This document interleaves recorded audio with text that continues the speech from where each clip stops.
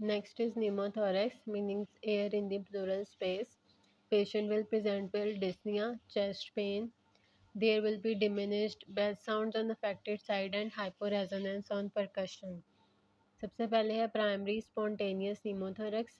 हमें इसमें कोई भी एपिकल सब प्लूरल ब्लब है या कोई सिस्ट है वो रप्चर कर जाएगी, उसकी वजह से प्राइमरी स्पॉन्टेनियस नीमोथोरेक्स हो जाएगा। ज़्यादातर कॉमन ये टॉल थिन यंग मेल्स में होता है, उसकी एसोसिएशन होती है टोबैको स्मोकिंग के साथ। नेक्स्ट इज सेकेंडरी स्पॉन्टेनियस नीमोथोरेक्स, जिसमें कोई सेकेंडरी कॉज होगा। लंग की कोई डिजीज़ हो सकती है, बुलाइन एम्फीसीमा, मार्फन सिंड्रोम या इन्फेक्शन, या कोई मैकेनिकल वेंटिलेशन के यूज़ की वजह से हो सकता है जिसमें हाई प्रेशर यूज़ होता है।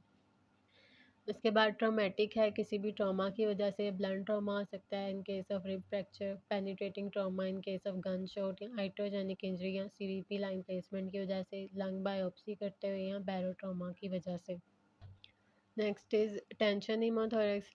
इसमें क्या होता है कि एयर अंदर तो आ जाती है प्लूरल स्पेस में लेकिन बाहर नहीं जा पाती, जिसकी वजह से सारी एयर ट्रैप हो जाती है, इसको हम बोलते हैं टेंशन हीमोथोरेक्स। इसमें अब यहाँ पर सारी एयर कलेक्ट हो गई है, ये ब्लैक सी लंग कोलैप्स हो जाएगा और साइड का, और ट्रेकिया डेविएट हो जाएगी to the opposite side. Intrathoracic pressure ज़्यादा होगा, मीडियास्टाइनल डिस्प्लेसमेंट होगी, तो इंफीरियर वेना कैवा जो है वो किंक हो जाएगी, वीनस रिटर्न कम होगा, कार्डिक आउटपुट कम होगा, तो patient will go in the obstructive shock and present with hypotension and tachycardia. They will be jugular venous distension.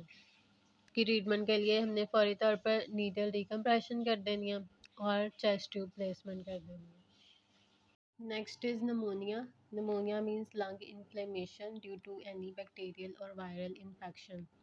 इसमें डिफरेंट टाइप्स होती हैं। लोबार नमोनिया, जिसको हम टिपिकल नमोनिया भी बोलते हैं, इसमें या तो एंटायर लोब इन्वॉल्व होगा या फिर पूरा लंग ही इन्वॉल्व होगा। जब इसकी इन्वॉल्वमेंट होगी तो हमें एक्सरे पर कंसोलिडेशन मिलेगी। इसमें सबसे कॉमन ऑर्गेनिजम्स होते हैं स्ट्रेप्टोकोकस नमोनिया, इसके अलावा लीगियोनेला और क्लेप्साला भी हो सकता है।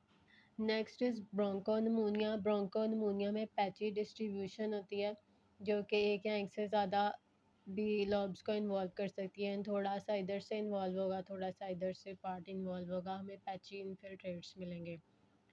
और इसमें क्या होता है, सबसे इसमें भी स्ट्रेप्टोकोकस नमोनिया, ऑरियस, इन्फ्लुएंजा और क्लेप्सिला है। उसके बाद इंटरस्टिशियल, जिसको हम एटिपिकल नमोनिया भी बोलते हैं, क्योंकि ये टिपिकल ऑर्गेनिजम्स यानी जो बाकी लोबार नमोनिया के जो ऑर्गेनिजम्स है उनसे नहीं हो रहा, ये डिफरेंट ऑर्गेनिज्म है इसमें, जैसे कि माइकोप्लाज्मा सबसे कॉमन होता है, इसके अलावा क्लिमिडोफिलिया, लिगियोनेला, कोक्जेला या फिर वायरसेस की वजह से, इन्फ्लुएंजा एडिनो वायरस की वजह से। अब इसके जो सिम्टम्स हैं वो माइल्डर होते हैं as compare to typical pneumonia. इसमें भी हमें डिफ्यूज़ पैची इन्फिल्ट्रेशन मिलेगी इन इंटरस्टिशियल एरियाज़, और इसको हम वॉकिंग नमोनिया भी बोलते हैं क्योंकि इसका इंडोलेंट कोर्स होता है। उसके बाद cryptogenic organising pneumonia. Cryptogenic means uncertain origin, यानी कि हमें नहीं पता कि ये किस वजह से हो रहा है। इसको पहले हम ब्रोंकियोलाइटिस ऑब्लिटरेंस ऑर्गेनाइजिंग नमोनिया भी बोलते थे। अब इसमें भी इन्फ्लेमेशन ही हो रही है ब्रोंक्यूल्स की या उसके सराउंडिंग स्ट्रक्चर्स की, बट ये नॉन इन्फेक्शियस होता है। बाकी सारे इन्फेक्शियस थे, किसी इन्फेक्शन की वजह से होते हैं, लेकिन इसमें क्या हो रहा है कि नॉन इन्फेक्शियस कॉज है लेकिन हमें नहीं पता कि वो क्या कॉज है। इस वजह से ये एंटीबायोटिक्स को भी रिस्पॉन्ड नहीं करता, rather it responds to the glucocorticoids. और इसमें जो स्पूटर और ब्लड कल्चर है वो भी नेगेटिव होते हैं। उसके बाद एस्पायरेशन नमोनिया, कोई भी ओरोफ्रेंजियल या गैस्ट्रिक कंटेंट्स एस्पायरेट कर लिए तो उसकी वजह से पल्मरी इन्फेक्शन हो जाएगा। इसके रिस्क कॉजेज फैक्टर्स में आ जाते हैं altered mental status, dysphagia, neurological disorders या फिर invasive tubes. It will present day after aspiration. अगर वो बंदा बैठा हुआ है तो फिर राइट लोअर लोब में जाएगा, और अगर वो लेटा हुआ है तो राइट अपर लोब में जाएगा। उसके बाद एस्पायरेशन या केमिकल निमोनाइटिस, ये प्रेजेंट करता है hours after the aspiration due to gastric acid mediated inflammation.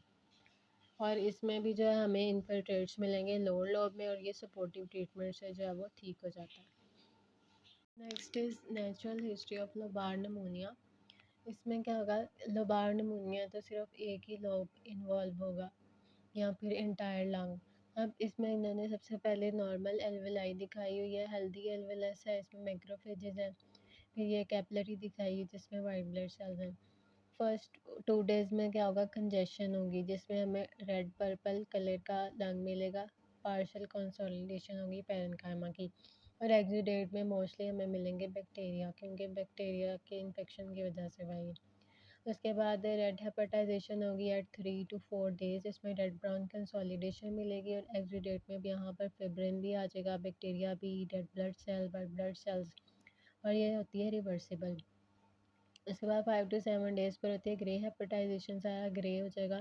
और इसमें जो है एक्सुडेट में हमें WBCs, लाइज्ड RBCs और फिब्रिन मिलेगा, क्योंकि WBCs जो है वो फेगोसाइटोस कर लेंगे बैक्टीरिया को। और 8+ days पे क्या अगर रेजोल्यूशन हो जाएगी, यानी कि जो सारा एक्सुडेट है मैक्रोफेजेस उसकी इंजाइमेटिक डाइजेशन कर लेंगे, रेजोल्यूशन हो जाएगी। Next is lung abscess. Lung abscess means collection of pus within the parenchyma. It can be due to aspiration or due to any bronchial obstruction. Chest X-ray में important sign जो मिलता है air fluid level, cavity मिलेगी हमें इस तरह से, जिसमें नीचे पास होगी और ऊपर जो है एयर होगी, इस तरह एक एयर फ्लूइड लेवल बन जाएगा, एक कैविटी मिलेगी हमें एक्सरे पर। कॉमन ऑर्गेनिजम्स होते हैं एनारोब्स और एस ओरियस। और एनारोब्स में बैक्टीरियाइड्स, फूजोबैक्टीरियम और पेप्टो स्टेप्टोकोकस। ट्रीटमेंट में एंटीबायोटिक्स देंगे, ड्रेनेज यहाँ पर सर्जरी करेंगे। और अगर एस्पायरेशन की वजह से एब्सेस हुई है तो ये मोस्ट कॉमनली राइट लंग में होगी। इसकी लोकेशन भी इसकी पोजीशन पर डिपेंड करेगी। अगर अपराइट पोजीशन है तो राइट लोअर लोब, और अगर रिकम्बेंट पोजीशन है तो राइट अपर, यहाँ पे मिडल लोब में मिलेगी abscess. Next is lung cancer. It is the leading cause of cancer deaths. इसकी प्रेजेंटेशन में मिलेगी cough, haemoptysis, bronchial obstruction, wheezing, pneumonic coin lesion मिलेगा एक्सरे पर।